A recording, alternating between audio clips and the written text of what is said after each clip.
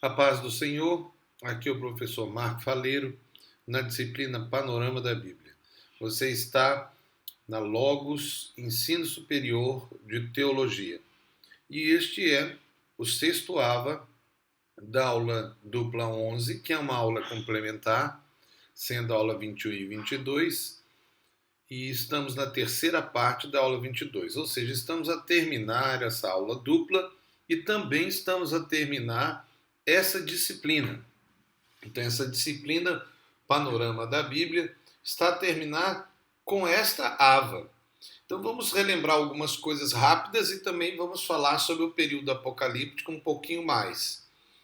Veja, os 7 períodos bíblicos são aqueles que você deve conhecer até de cor, já deve saber, que é o período pré-diluviano, foi antes do dilúvio, o período dos patriarcas, que nós vemos ali o tempo de Noé indo até José e Moisés, e então chegamos no tempo conquistador, que vai de Moisés até Samuel, ou Saul, né, com a implementação de mais um período, que foi o período do reinado de Israel, que foi de Saul até o último rei, quando ele foi levado para Babilônia no cativeiro.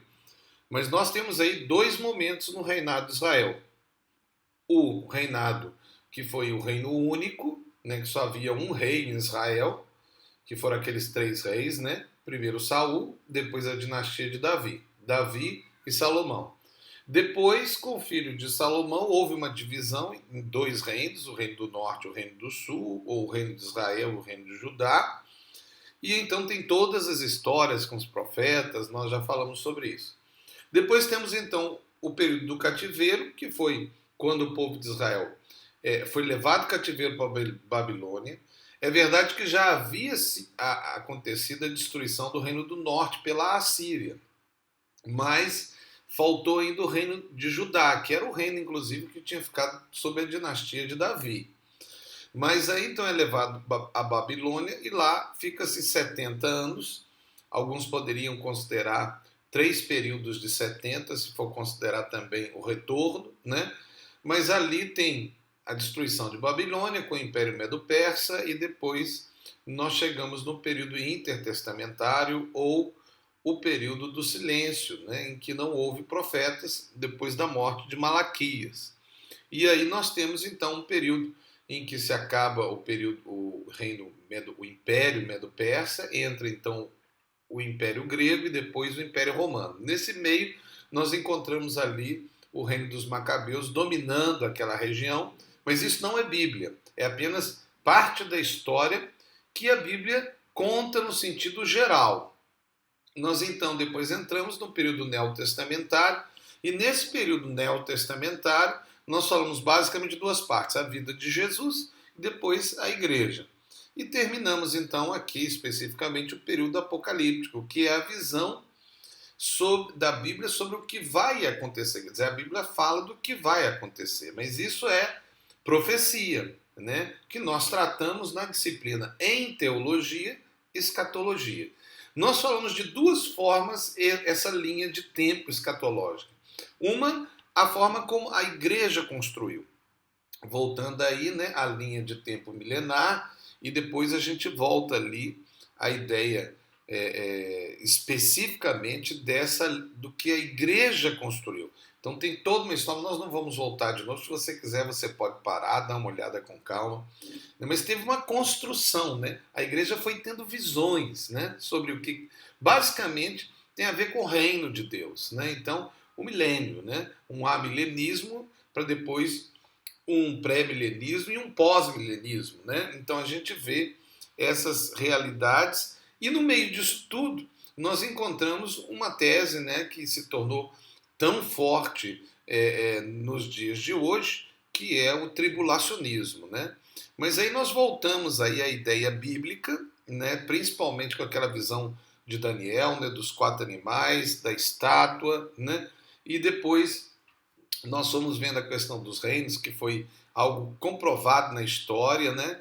E chega João, né, apresentando o Apocalipse, e no Apocalipse nós vemos toda aquela visão apocalíptica, né, do 7 igrejas, 7 selos, 7 trombetas, 7 taças, né, com as realidades internas desses 4 7 que nós encontramos no Apocalipse, e depois, então, o período que pode ser chamado de grande tribulação, por alguns outros não consideram, né, mas aí tem a prisão de Satanás, o milênio, tem o Armagedon, né, antes, tem o Gog-Magog, então nós temos duas guerras, né, a guerra de Armagedon, ou Armagedon, no Vale do Megido, lá em Israel, existe esse vale, né, e Gog-Magog, que pode ter uma relação com Turquia e Rússia, né, seriam as regiões mais especificamente seria a Rússia, né, a região ali da Rússia. Alguns aqui querem até ligar nos dias de hoje também a ideia do Islã e do comunismo, né? Ou da China também. Mas isso são só propostas teológicas. E nós temos a proposta de Cristo em Mateus 24, quando ele apresenta, né, os princípios das dores, os sinais da sua vinda e aquilo que ele chama de grande tribulação. E ele apresenta 4 parábolas do fim. Vamos voltar aqui e terminar então agora essa aula dupla, já que a gente deu uma olhada rápida aqui, né, com uma visão basicamente de tudo que falamos, lembrando que o período apocalíptico ele não é basicamente exigido, a não ser que algum professor queira exigir, aí é diferente, você tem que estar atento a isso, né? Mas vamos ver então a visão tribulacionista, que é aquela que tem sido a mais forte entre os pentecostais, né? Então a gente vê aí, por exemplo, esse exemplo da grande tribulação como a ideia da última semana de Daniel sendo 7 anos dividido em 2 partes, né? Então seriam 3 anos e meio, acontecer um tempo de paz com uma aliança, né, entre o que é chamado anticristo, ou aquele que seria o líder mundial, com Israel, aí no caso seria o Estado de Israel, e o Estado de Israel existe, né, desde 1948 existe um Estado em Israel, então pode-se pensar de fato uma aliança com o Estado, né? E depois desse período, a ideia tribulacionista é que no meio da grande tribulação, ou seja, depois de 3 anos e meio de governo desse que seria o líder mundial e que é chamado de anticristo, né, haveria então um tempo de que esse anticristo iria ao templo, mas que templo, né? Então aí é uma grande discussão, porque para alguns, para o anticristo entrar no templo, o templo tem que existir. Que templo? Aquele templo que foi de Salomão, né? Aquele templo que foi reconstruído por Esdras e Neemias, mas ele não existe, né? E onde ele existia? Ele existia lá naquele lugar onde existe hoje o Domo de Ouro, que é uma grande mesquita islâmica, né? E aquela história, se for destruir aquela mesquita, vai haver uma guerra naquela região, né? E pode ser até uma guerra mundial, né? Agora, o fato é que para se construir esse novo templo, é possível que tenha que se derrubar aquele. Então existe até algumas profecias, mas não é bíblica, ok? Não é bíblica, sobre a possibilidade de um terremoto que destruiria aquela mesquita. Mas isso é suposição, né? Como também existe a proposta de que se faria do lado da mesquita, porque a verdade é que eles tentam descobrir onde era o templo original. Para isso teria que se fazer escavações arqueológicas, mas hoje é proibido fazer escavações arqueológicas naquela região, né? Exatamente porque os judeus ortodoxos dizem que de repente você pode escavar o Santo dos Santos, né? Mas alguns dizem também que existem pessoas, que existem grupos que talvez sejam originários até lá dos tempos, né, do cativeiro, que eles já sabiam aonde que é, que eles sabem até hoje onde que é. Até alguns dizem que eles ainda guardam a Arca da Aliança, que seria fundamental para poder se fazer o templo, né? Também fala-se que hoje os judeus já têm o templo todo em materiais, quer dizer, em questão de 1, 2 semanas eles construiriam o 3º templo, né? Então essa é a ideia da reconstrução do templo, assim como foi o templo de Salomão ou de Esdras, né, que depois foi renovado por Herodes, como nós já falamos um pouco aqui na história. Então, se esse lugar vai ser reconstruído ou não, isso é uma hipótese muito forte, muitos pentecostais acreditam nessa proposta, inclusive com a entrada até pela porta, né, aquela porta do sol, né? Então tem muitos estudos, tem muito material na internet, você pode viver. O fato é que esses 7 anos seriam divididos em duas partes. 3 anos e meio, que seria um tempo de paz, a entrada do anticristo no templo, a rejeição de Israel a esse anticristo, e depois mais 3 anos e meio, que seria um tempo de guerras, né? Então você vê aí a proposta dos selos, depois a gente vê as trombetas e depois as 7 taças, né? E aí seria aí é uma proposta pré-tribulacionista, quer dizer, pós-tribulacionista, né? Com a vinda de Cristo. Quer dizer, pré-tribulacionista, porque veja, ele coloca o arrebatamento no início e a vinda de Cristo no final. Nesse caso da ideia pré-tribulacionista, nós teríamos 3 vindas de Cristo, né? Aquela que foi a primeira, com a morte e ressurreição, a segunda, que seria o arrebatamento, e a terceira seria com o estabelecimento do provável reino milenar. Então nós estamos vendo aí uma proposta também, né, da tribulação, o reinado de Cristo, que seria o milênio, e depois o término do milênio, com a derrota total de Satanás, porque nessa proposta, principalmente tribulacionista, Satanás é preso no início do milênio e solto no final do milênio. E ele ainda consegue ajuntar muita gente. E aí ele então é destruído completamente, né, com a guerra do Gog e Magog, porque a guerra do Armagedon seria o final da grande tribulação. E Gog e Magog o final do milênio.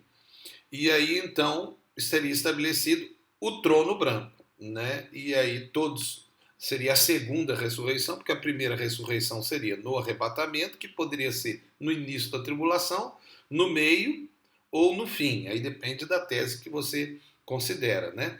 Essa seria a primeira ressurreição, a ressurreição dos justos. E a ressurreição daqueles que não são justos, né, seria no final do milênio, e aí então haveria o juízo final, ou o grande juízo, para estabelecer quem é que vai eternamente ficar com Deus e aqueles que não vão ficar com Deus. Então está aí uma visão, né, clara dessa proposta tribulacionista. Assim como essa é a proposta mais forte entre os pentecostais, é a visão pré-tribulacionista, né, em que Cristo vai voltar antes da grande tribulação, que alguns até gostam de utilizar o termo, a ideia do deixados para trás, né, com a proposta de que a igreja pode subir e alguns vão ficar para trás e esses ainda vão se converter ainda no período da grande tribulação. Outros não acreditam que pode-se haver salvação durante a grande tribulação. Assim como há pessoas que acreditam que Jesus vai voltar no meio, chamado mid-tribulacionismo. E outros que acreditam que vai ser no final, que é pós-tribulacionismo, né? Então, essas são propostas, mas é bom lembrar que a mais forte hoje, principalmente por causa da influência americana, é o pré-tribulacionismo. E depois disso, todos concordam com o final da Bíblia, falando do futuro, independente de como vai acontecer. Cristo vem, Cristo vai voltar, e depois que ele voltar, vai ter juízo, e depois do juízo vai ter o novo céu e a nova terra. Então isso todos concordam. Como será esse novo céu e nova terra? Ninguém sabe, né? Pode ser que seja, como está mostrando a foto aí, um novo Éden. Mas muitos preferem acreditar que vai ser uma cidade, né? Então que vai ter estrutura de cidade. A gente não sabe como que vai significar esse período de novo céu e nova terra, até porque fala que as coisas antigas passaram, né? Então pode ser que seja até outro tipo de estrutura de universo e de terra, né? O importante é que vocês devem ficar preparados agora para a prova, estudar, né? E saber que Deus tem o melhor para você. Muito obrigado por você ter participado aqui da disciplina Panorama da Bíblia. Aqui é o professor Marco Faleiro, na Logos Ensino Superior de Teologia. Nós esperemos que essa disciplina tenha abençoado a sua vida, feito você crescer e o seu ministério possa ser frutífero, que você seja abençoado em nome de Jesus. E como tenho sempre costume dizer, né? Seja feliz, mas faça alguém feliz em nome de Jesus. Amém. Muito obrigado.